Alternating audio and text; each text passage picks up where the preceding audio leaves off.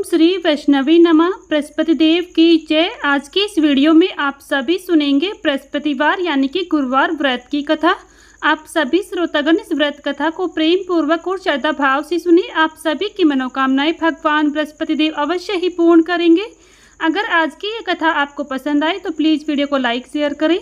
Channel पर अगर नए हैं तो चैनल को सब्सक्राइब करना ना भूलें। बेल आइकन को प्रेस कर लें जिससे आप सभी को हिंदू धर्म से जुड़े सभी व्रत और त्योहारों की वीडियोस देखने को मिलेंगे। आइए अब प्रेम और श्रद्धा भाव से सुनते हैं बृहस्पतिवार की व्रत कथा। भारतवर्ष में एक प्रतापी और दानी राजा राज्य करता था। वह नित्य गरीबों और ब्राह्मणों की सहायता करता था।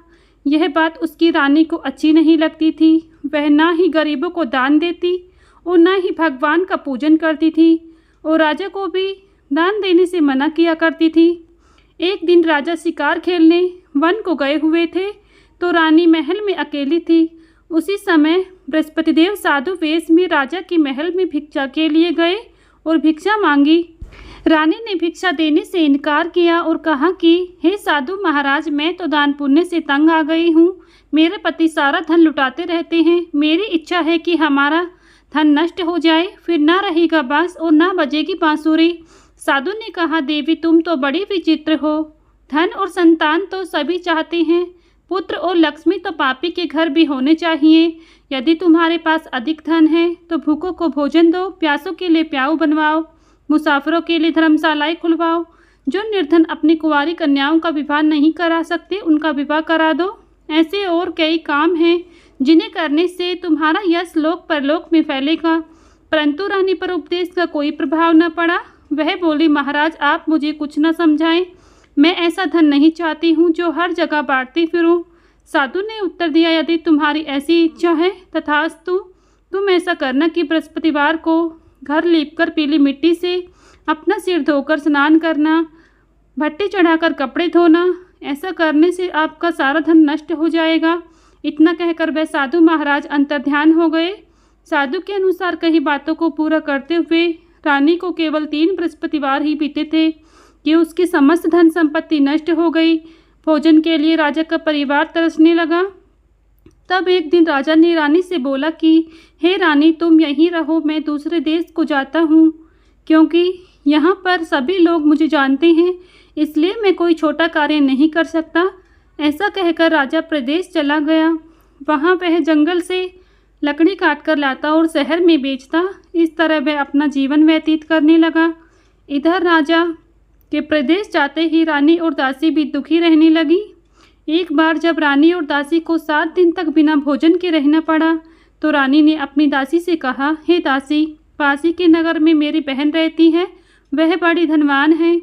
तू उसके पास जा और कुछ ले आ ताकि थोड़े समय के लिए गुजर बसर हो जाए। दासी रानी की बहन के पास गई। उस दिन गुरुवार था। रानी की बहन उस समय बृहस्पतिवार व्रत कथा सुन रही थी। दासी ने रानी की बहन को अपनी रानी का संदेश दिया, लेकिन रानी की बड़ी बहन ने कोई उत्तर नहीं दिया। जब दासी को रानी की बहन से कोई उत्तर नहीं मिला तो वह बहुत दुखी हुई और उसे क्रोध भी आया।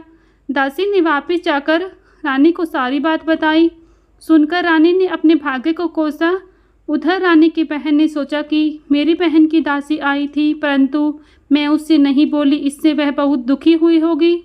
कथा सुनकर पूजन समाप्त करके वह अपनी बहन के घर गई और कहने लगी, हे बहन, मैं बृहस्पतिवार का व्रत कर रही थी।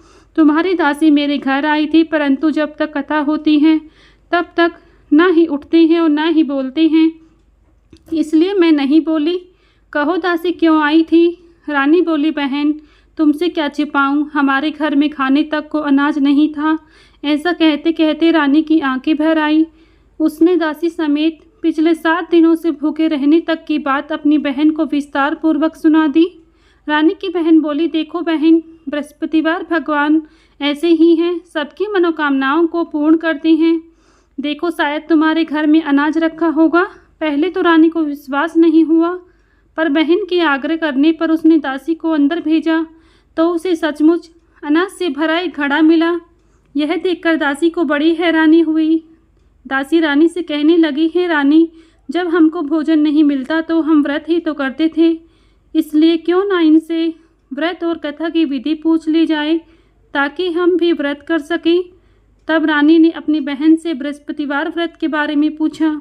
उसकी बहन ने बताया कि बृहस्पतिवार के व्रत में चने की दाल और मुनक्का से भगवान विष्णु का केले की जड़ में पूजन करें तथा दीपक जलाएं, व्रत कथा सुने और पीला भोजन ही करें। इससे बृहस्पति देव प्रसन्न होते हैं। व्रत और पूजन विधि बताकर रानी की बहन अपने घर को लौट गई। 7 दिन के बाद जब गुरुवार आया तो रानी और दासी ने व्रत रखा। गुड़साल में जाकर चना और गुड़ लेकर आई, फिर उसे केले की जड़ और भगवान विष्णु का पूजन किया। अब पीला भोजन कहाँ से आए, इस बात को लेकर दोनों दुखी थे। क्योंकि उन्होंने व्रत रखा था इसलिए बृहस्पति देव उनसे प्रसन्न थे। इसलिए वे एक साधारण व्यक्ति का रूप धारण करके 2 थालों में सुंदर पीला भोजन दासी को दे गए। भोजन पाकर दासी प्रसन्न हुई और फिर रानी के साथ मिलकर भोजन ग्रहण किया। उसके बाद वे सभी गुरुवार को व्रत और पूजन करने लगी। बृहस्पतिवार भगवान की कृपा से उनके पास फिर से धन संपत्ति आ गई, परंतु रानी फिर से पहले की तरह आलस्य करने लगी। तब दासी बोली, देखो रानी, तुम पहले भी इस प्रकार आलस्य करती थी। तुम्हें धन रखने में कष्ट होता था, इस कारण सभी धन नष्ट हो गया। अब जब भगवान बृहस्पति की कृपा से धन मिला है तो तुम्हें फिर से आलस्य होता है।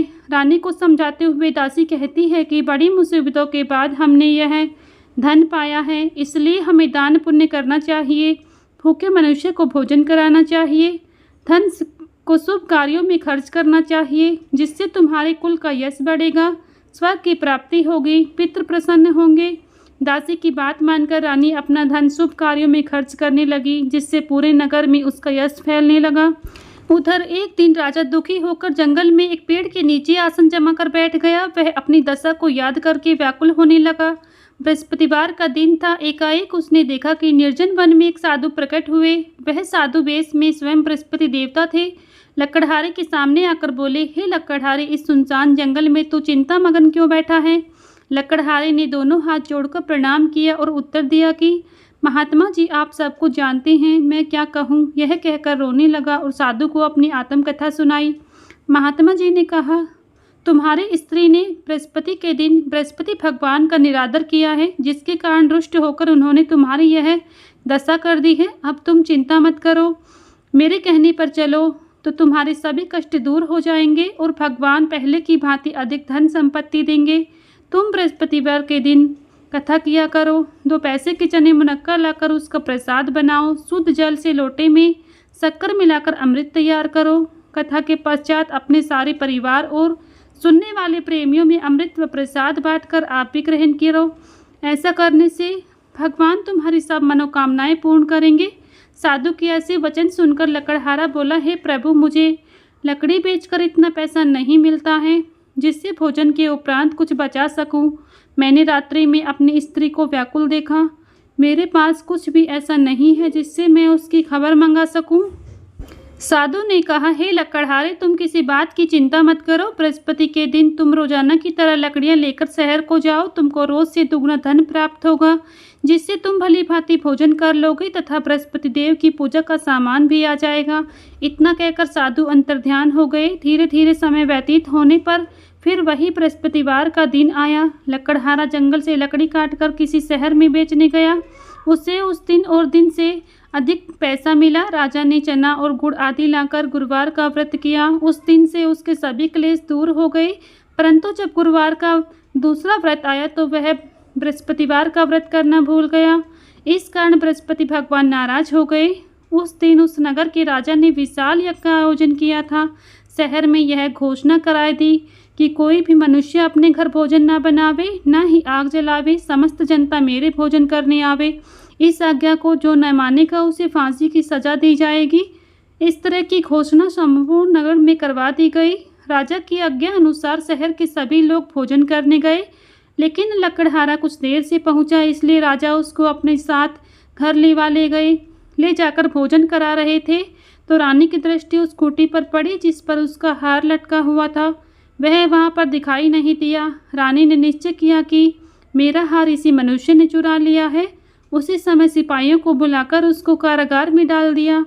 जब लकड़हारा कारागार में पड़ गया तो वह बहुत दुखी होकर विचार करने लगा, न जाने कौन से पूर्व जन्म के कर्म से मुझे यह दुख प्राप्त हुआ है।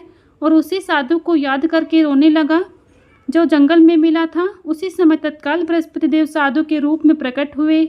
उसकी दशा को देखकर कहने लगे, अरे मूर्ख, तूने बृहस्पति देव की कथा नहीं करी, इसी कारण तुझे यह दुख प्राप्त हुआ है।